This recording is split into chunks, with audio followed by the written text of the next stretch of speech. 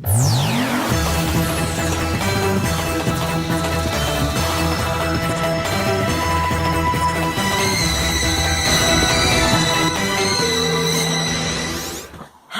guys, I'm Pickles Parker, and today I will be reviewing one of the Doctor Who Complete History books.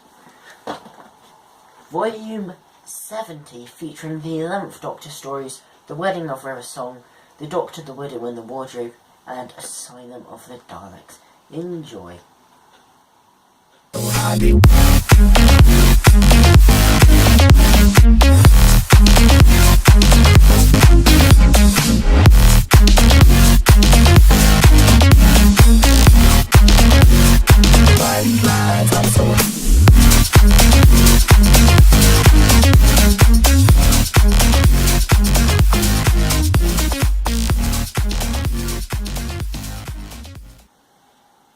So yes, the complete history.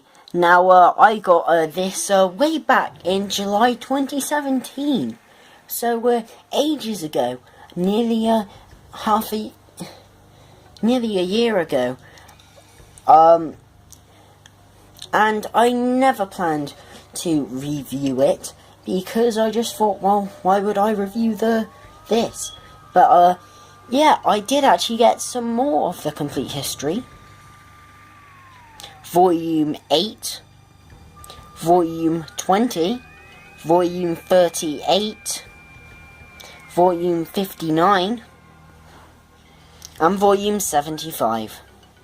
So yes, after getting all those, I decided that I would review this one, and I would review all of the complete histories that I get, very much in the same way that I review Big Finish, Funko Pops, figures, all that kind of stuff. So, and as I have plenty of to review, this may take a while. And I did also, whilst they were on offer, I also ordered another 5, which have been put away for my birthday. So yeah, I'm going to be getting quite a lot of complete history in the near future. But as I got so many, I thought, why not review them? I decided that I would take a look back at my very first complete history, and my only complete history for quite a while, until obviously I decided to get more in about February. So I thought I'd start off by taking a look at this one. So this is Volume 70, containing the 11th Doctor stories, The Wedding of River Song, The Doctor, the Widow and the Wardrobe, and Asylum of the Daleks. Not the best stories, but as in this series, I will be giving you, very much like in my current figure reviews of the 3rd Doctor collector set, I give you a mini review of the stories that each of those figures are from. With this, each story in the book I will give a mini review on with a score. So, not the best of stories. 3 stories that I get a lot of hate and are probably considered to be 3 of the worst stories from the Matt Smith era. But I will give my review on them, my mini review on them when I get to them. Obviously, Asylum of the Daleks I have actually reviewed on this channel, so you may already know my thoughts about that. But yeah, looking at the cover design, I really love the design of these complete history books. I really like the minimalist white with the hexagon design. Obviously this is blue. I really like the design. I really like the artwork that you get on the front of each complete history. Obviously we have the 11th Doctor there from The Doctor, the Widow and the Wardrobe, River Song, a classic Dalek from the Asylum, and the Wooden King. And then in the background we have the forest from Doctor, Widow and Wardrobe, and a silent in a water tank from The Wedding of River Song. So yeah, I really like the design here. Let's look at the back. Turning to the back, we have this very nice minimalist white design again, with obviously the Doctor Who Complete History logo thing there. Then we get a quick bio on each of the stories, and then some company information, and then a sneak preview of the glorious artwork to come. Then also quickly looking at the spine, because obviously that connects to create a bigger picture. So there's the spine there, where we just have a quick glimpse of the 11th Doctor's Shetland tweed jacket from Series 6 and Series 7A. Turning to the front page, we have the standard opening page for the complete history line, where we have all 12 Doctors there. But as this is the 11th Doctor and his colour is yellow for some reason, although I don't exactly think yellow was ever associated with the 11th Doctor era. I'd say it was more dark blue and possibly orange. But yeah, we have yellow here. Then turning to the front page, we have the Doctor Who Complete History there with some images of a Silent, the Willing King, and another Asylum Dalek, this time in Time War variant.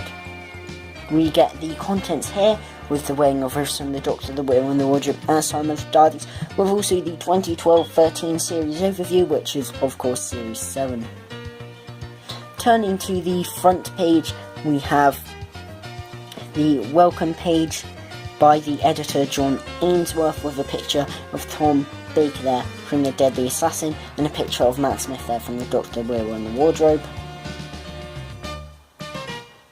And then we get the glorious, the fantastic artwork here of the Wedding of Rivesong, with obviously the 11th Doctor in the green coat costume, which I love so much. Rivesong.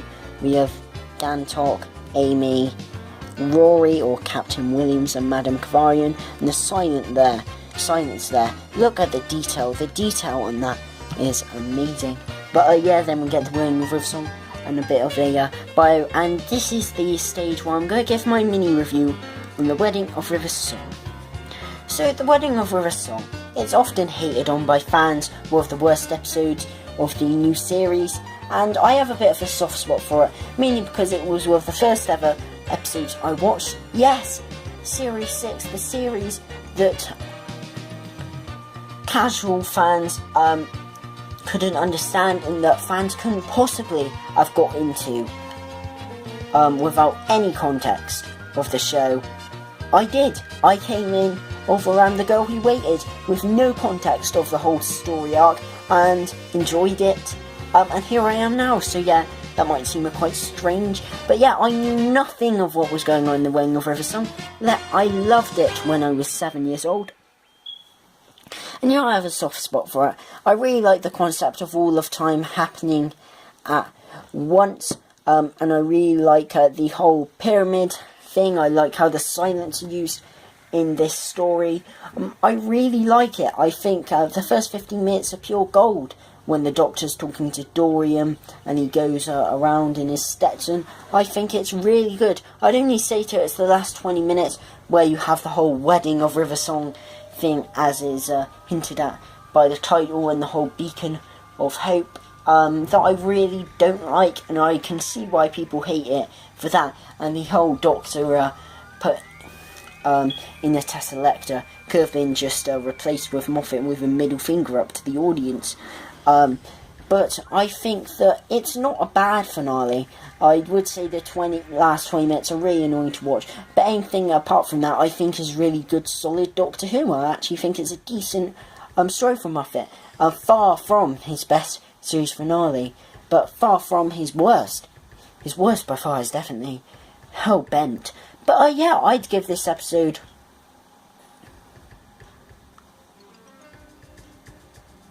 a 6.5 out of 10. I can appreciate that some parts are bad in it. Yeah, I do really enjoy it, and I do have a soft spot for it. But I do think the first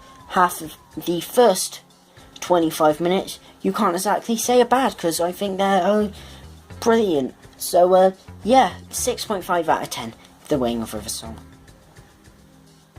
We get the introduction with a picture from Science in the Library, and then we get a picture of River here with a quote. Then we have the story written here with some pictures from the episode. Then we have a bit on the pre-production with this really nice image here of Matt Smith from the end of The Wedding of Rivesong with the Doctor Who. I always remember really loving that scene as a youngster. So yeah, I really like that. And that's actually my favourite variant of Matt Smith's tweed costume there. I really like that image. And then we have a picture of River Song there in the astronaut suit. So this is on pre-production. Then we have a bit more on pre-production with an image there of them in the pyramid. Then we have some concept art of the live chess there, and some bigger concept art of the broken Supreme Paradigm Dalek from the start of the story. Then we have more on pre-production with an image of Gantok on the Doctor. Some more concept art of the Orient Express going into the pyramid, and an image of River and the Doctor just about to kiss, which is obviously from the latter 20 minutes that I don't really like. And now on to the actual production with Matt Smith reading the Knitting for Girls, which is a very memorable scene of the episode, speaking to Gideon Vandeleur, or the Tesseract duplicate of Gideon Vandeleur.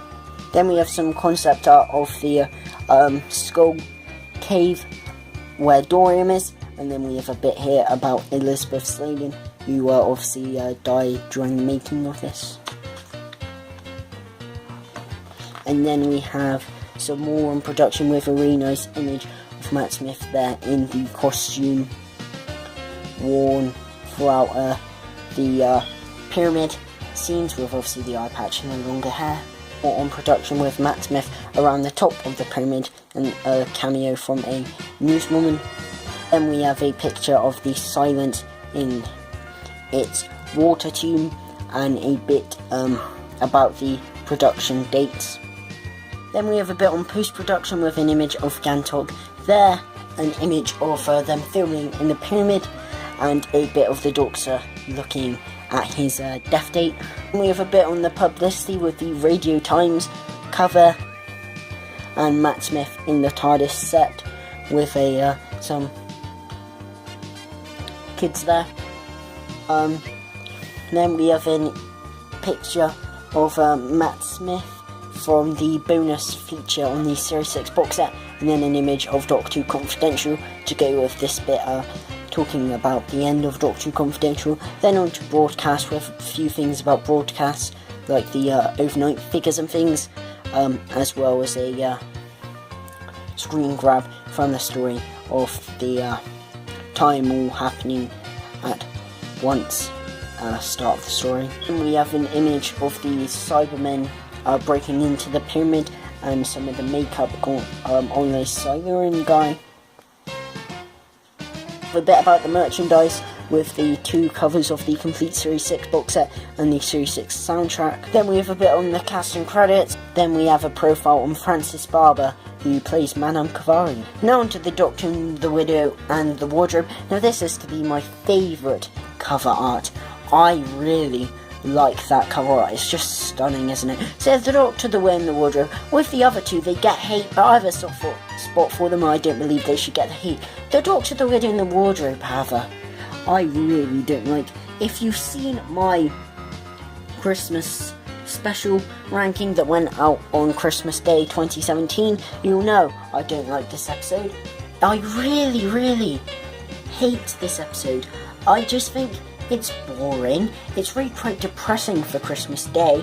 I think the forest is a bit boring. There are some effects that are rather questionable. The whole Mother's Knows Best thing is just cringy to watch, and it's just really irritating. The only good thing about this episode is Matt Smith's acting, because Matt Smith's trying to save the script clearly, but he just can't. I'm gonna give it, the Doctor, the Widow and the Wardrobe, a 4 out of 10. We have the introduction with a picture of Claire Skinner, who plays Marge Arwell. We have the story with obviously some images to accompany the story. We have the pre-production with some really nice promotional art for the story. Production continues with an image of Cyril there and an image with Marge with the gun. There's a big image of the Wooden King there, an image of Lily Arwell and Marge Arwell. Then an image of Lily Arwell there with the Matt Smith looking rather curious at the broken bauble. Then we have an image of Bill Bailey there, and a big image of Cyril, Lily, and Matt Smith during filming. Then we just have an image of Marge walking through the forest, and an image of Alexander Armstrong as Reg in his cockpit. And then we have the connection to the Caves of Adrazzani, which is a far better story than this is.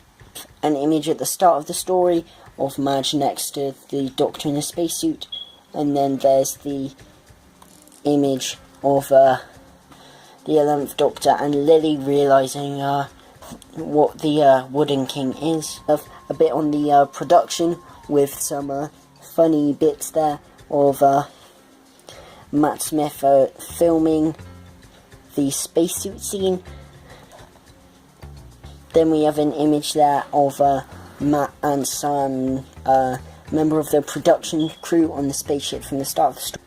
Then we have an image from the start of the story of the 11th Doctor running through the exploding spaceship, and we have an image of Cyril reaching for the bauble. And we have a couple of pictures of the people from Adrazzani. Of an image of Alexander Armstrong there next to his plane. Then we have another picture of Alexander Armstrong there, a big one this time, and a picture of Cyril and Madge next to the telescope. And we have an image of Matt Smith there, and an image of the Wooden King and Queen next to Cyril. We have an image of Cyril there looking rather curious at the bauble and the production schedule. Then going on to post-production, we have an image of Cyril using the telescope, and an image of Matt Smith looking rather alarmed. Then we have an image of Marge there, and an image of Lily and Cyril. Then we have an image of Matt Smith there, telling the Wooden King to keep back. And then we have an image of the tower. Then we have a page on the publicity. The publicity continues with a panel of Matt, Arthur and Karen there, and an image of Matt Smith next to Pudsey. Then we have an image of Matt Smith there, and a quite funny picture of Matt, Karen and a Cyberman trying to play Twister. We have an image of the Doctor and the Wheel and the Wardrobe prequel, and an image of Pat Troughton's Doctor from the Underwater Menace. And we have an image of Marge on the snow with this another promotional artwork image there, and an image of Matt Smith there on the Graham Norton show, and an image of one of the Adrazzani people on the broadcast with Matt Smith there, and the TARDIS there in the loft. A bit on the merchandise with the original Doctor the Wheel in the Wardrobe DVD, the Doctor Who Time of the Doctor DVD, which obviously came with the previous Doctor Who Christmas specials, and the Doctor Who Top 10 Christmas specials, which I believe came out within Capaldi's reign. And then we have the casting credits there. Then we have some additional casting credits with the set of the spaceship there. Then we have a profile on Claire Skinner, who played Marge Irwin. We have a bit on the 2012/13 series, which was Series 7, with a picture of Jenna Coleman there playing Clara, and a picture of Jenna Coleman there playing Oswin. We have a screen grab of Clara from the Name of the Doctor when she's in the time stream, and some images of Amy and Rory.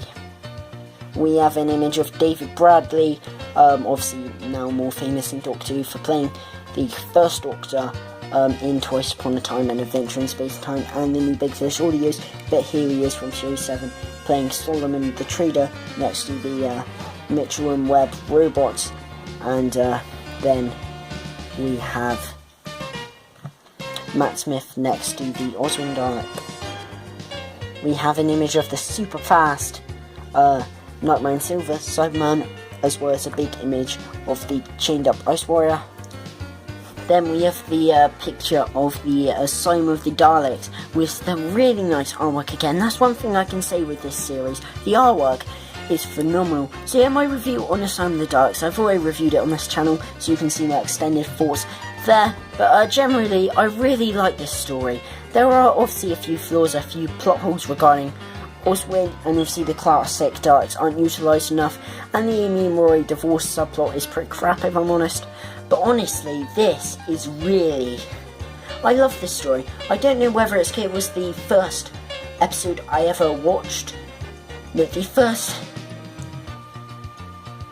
first series opener I ever watched on broadcast, so I don't know whether I loved it that much, but I just love the concept of the Dalek Asylum, and like Weighing of a Song, I remember loving it as a youngster, so therefore I still always really love it when I go to watch it back now. Matt Smith is phenomenal in it, and Jenna Coleman gives a good performance as well. As Oswin, I give it a 7 out of 10.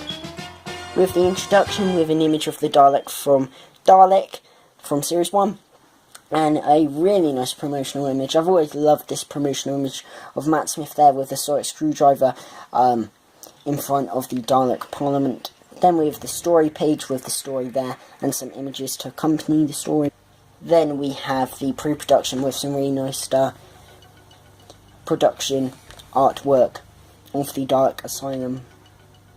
We have an image of the Doctor next to the Supreme Paradigm Dalek and the Dalek Prime Minister, and obviously the movie-style poster for this story that they did for every story in Series 7. Then we have the image of the Dalek puppets, and an image of filming with Matt, Karen, Arthur, and a couple of Daleks in the Dalek Parliament. Then we have an image of the Doctor looking rather battered, an image of Oswin there.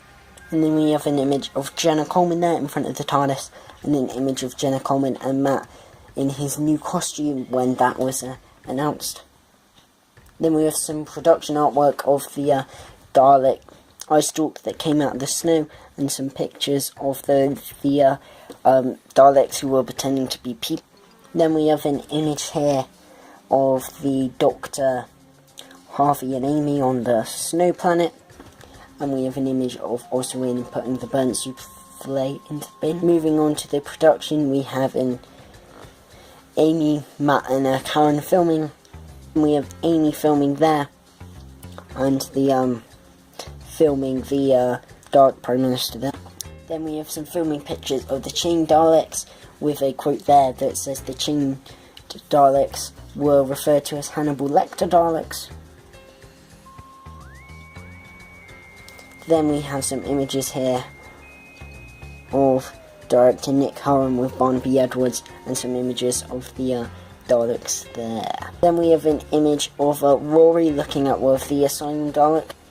Then a really nice image of, I believe, a Genesis Dalek, I could be wrong, with the rejection stamp on it. And then Matt and Karen with, I do believe, a Dalek from either of the Daleks.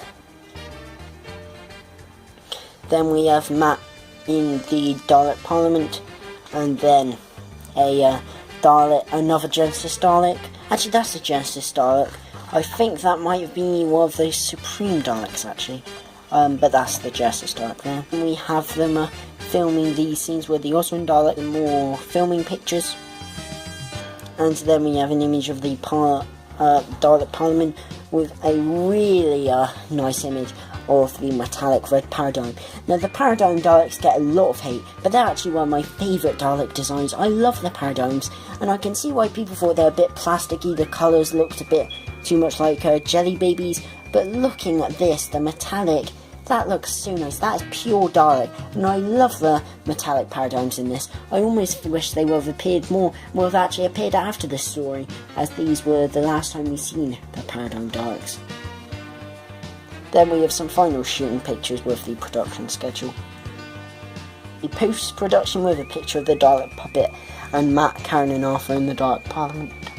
We have an image of the TARDIS dematerialising from the end of the story, and Matt filming in intensive care.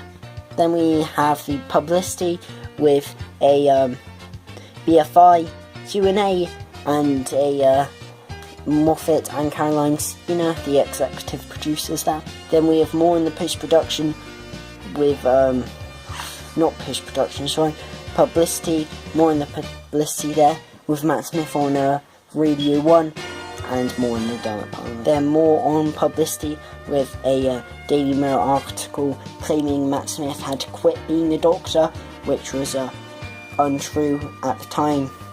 And then we have a Matt there looking very sleepy. Then we have a bit on the broadcast, with a bit on the overnight figures and things. Then we have a bit on the merchandise with an image of Osmond there, and the Series 7 Part 1 box set, the Series 7 soundtrack, the promotional Series 7 image was taken from a scene from Asylum of the Daleks, and then we have the Asylum of the Daleks figure set there, which I desperately need, and with the metallic red and white paradigms, and then the metallic blue I really need as well with the Asylum of the Daleks variant Doctor. I have some cast and credits there, and then we have a bit of a profile on Nick Briggs, who is the voice of the Daleks, the Cybermen, and also is one of the main contributors at Big Finish. With a bit more on Nicholas Briggs, and then the index, which obviously runs through to here. And then we return to the back of the book.